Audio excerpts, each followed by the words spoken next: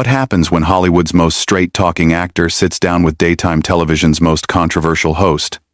You're about to witness one of the most explosive television moments ever caught on camera, where things went so sideways that security had to get involved.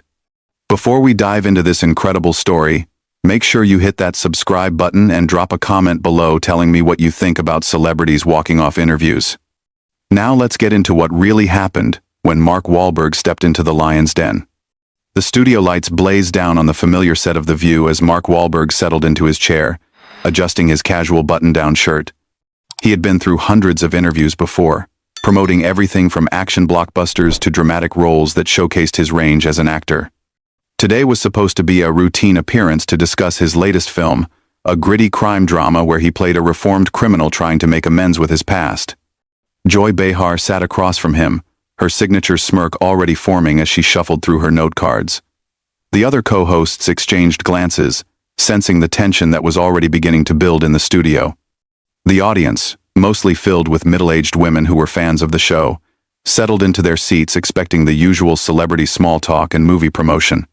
"So Mark," Joy began, leaning forward with that predatory gleam in her eyes that longtime viewers knew all too well. "Let's talk about this new movie of yours. Another tough guy role where you get to punch people and act all macho. Don't you think Hollywood has enough of that already?" Mark shifted slightly in his seat, maintaining his composure but clearly taken aback by the immediate hostility. "Well, Joy, I think if you actually watched the film, you'd see it's really about redemption and second chances. My character is trying to make things right with the people he hurt in his past."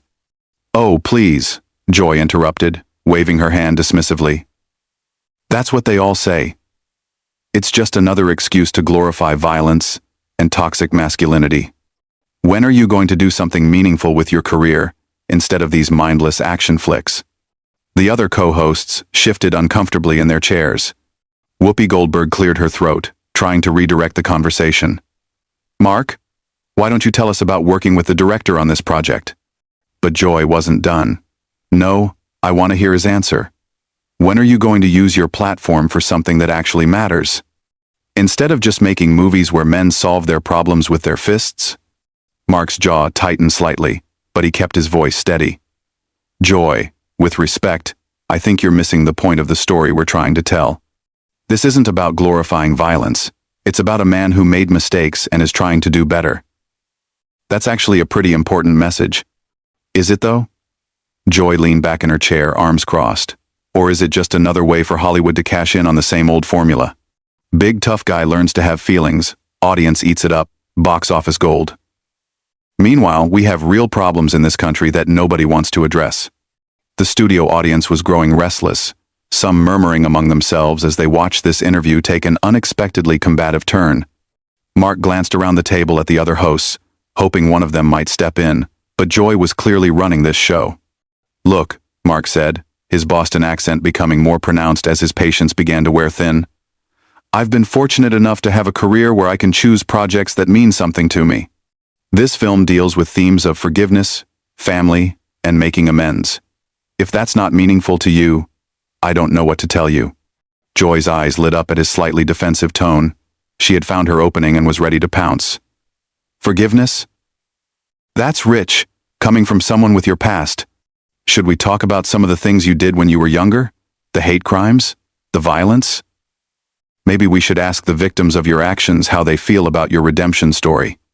The studio fell silent. Even the camera operators seemed to tense up behind their equipment. Mark's face went stone cold, his hands gripping the arms of his chair.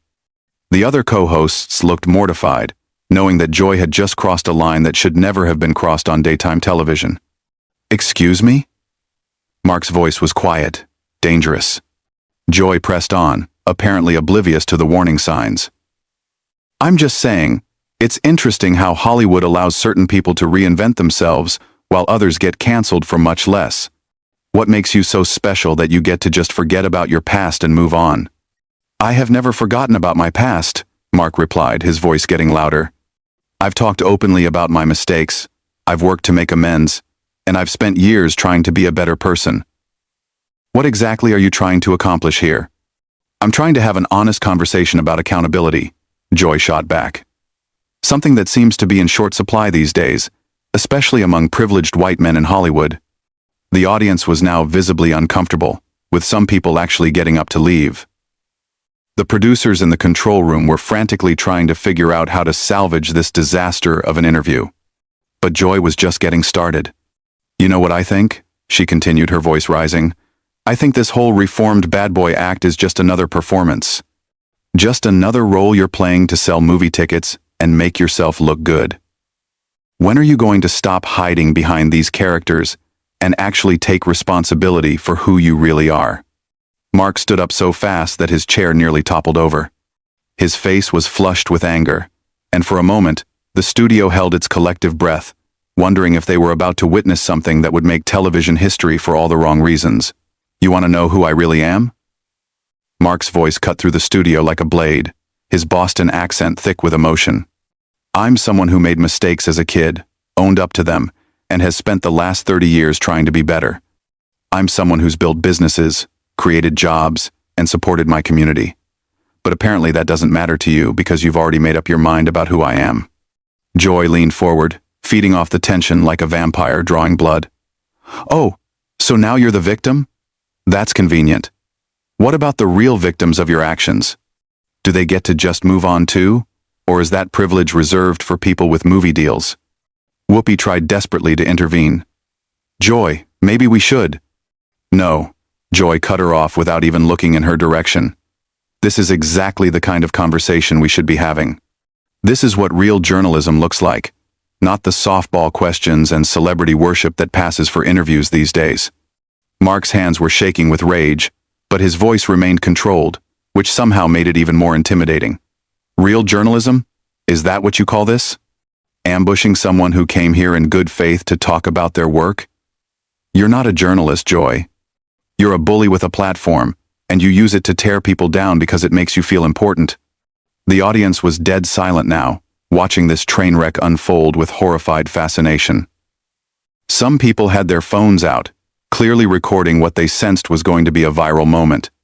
The other co-hosts sat frozen, unsure whether to intervene or let this play out to its inevitable conclusion. Joy's face flushed red with anger. "How dare you call me a bully? I'm holding you accountable for your past, something that apparently nobody else has the backbone to do. You waltz in here expecting us to just fawn over your latest movie while ignoring the elephant in the room." "The elephant in the room?" Mark laughed bitterly. "The elephant in the room is that you're so desperate for ratings and attention that you'll destroy someone's reputation on live television just to get people talking. You don't care about accountability or justice or any of the things you claim to stand for. You care about yourself and your own ego.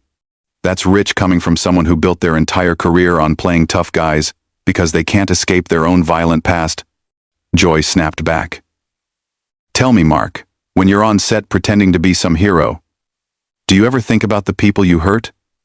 Or is it easier to just pretend that was someone else?" The studio gasped collectively. Even the camera operators seemed to recoil at the viciousness of her words. Mark's face went completely white, and for a moment, it looked like he might actually lose control entirely. "You know what?" Mark said quietly, his voice so low that the microphones barely picked it up. "You're right about one thing.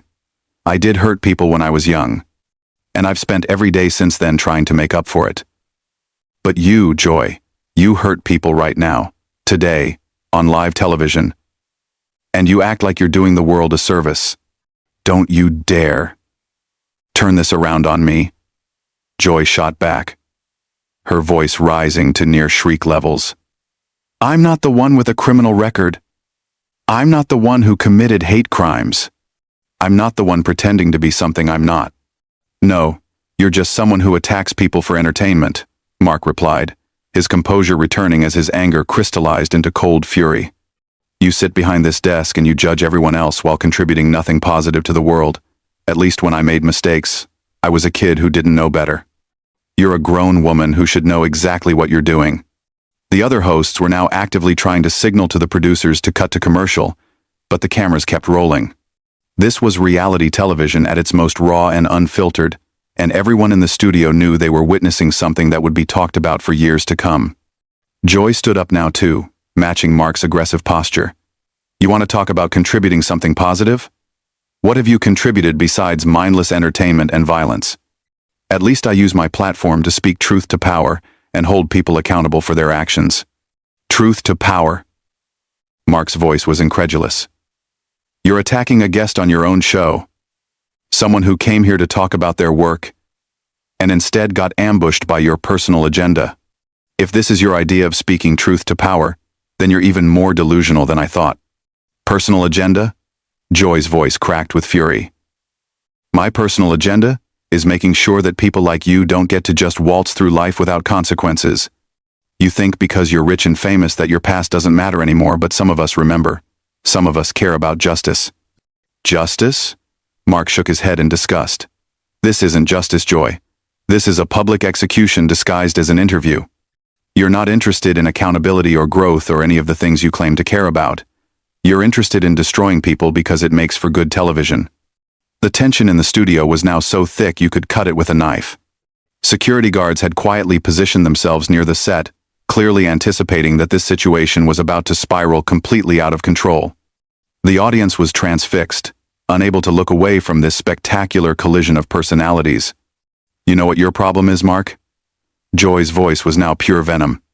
You think you can just show up here with your fake humility and your rehearsed redemption story, and we'll all just nod along like good little sheep. But some of us aren't buying what you're selling. Some of us know exactly who you really are, underneath all that Hollywood polish. Mark took a step closer to Joy's desk, his face a mask of controlled rage. And you know what your problem is, Joy?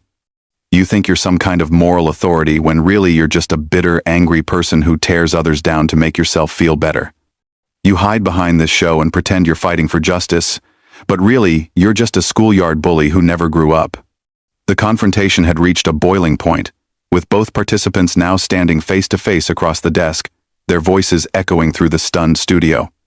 The other co-hosts had given up trying to mediate, and were simply watching in horror as their show descended into complete chaos. The studio lights seemed to burn brighter, as Mark and Joy stared each other down across the desk, their mutual contempt filling every corner of the room.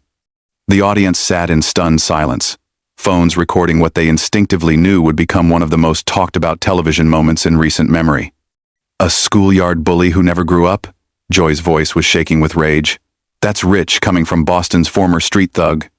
Tell me, Mark, do you still get that same rush from intimidating people, or do you save it all for the movie cameras now? Mark's eyes narrowed to slits. You really want to go there, Joy? You want to talk about intimidation? Look around this studio. Look at your co-hosts. Look at your audience. Everyone here is terrified of you because you've built your entire career on humiliating people who can't fight back. The only difference between you and a schoolyard bully is that you get paid millions to do it. I get paid to ask the tough questions that nobody else will ask. Joy fired back, her finger now pointing directly at Mark's chest. I get paid to hold people like you accountable when the rest of the media just rolls over and plays dead. If that makes me a bully in your eyes, then so be it. Tough questions? Mark's laugh was harsh and bitter. These aren't tough questions, Joy. This is character assassination. You dragged up things from 30 years ago not because you care about justice, but because you knew it would get a reaction. You're not a journalist. You're a shock jock with delusions of grandeur. Whoopi made one last desperate attempt to regain control. Maybe we should take a break and... No, Joy snapped without taking her eyes off Mark. We're going to finish this conversation right here, right now. I want everyone watching to see what happens when someone finally stands up to Hollywood's golden boy and doesn't back down. Fine by me, Mark said, his voice deadly calm. But when this is over, I want everyone to remember that you're the one who chose to turn a simple interview into a personal attack.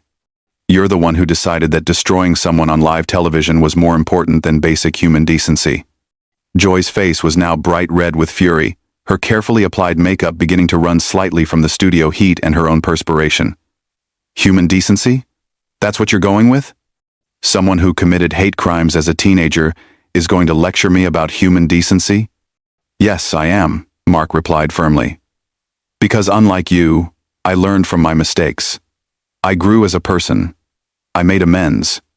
You, on the other hand, seem determined to stay exactly as cruel and vindictive as you were the day you started this show.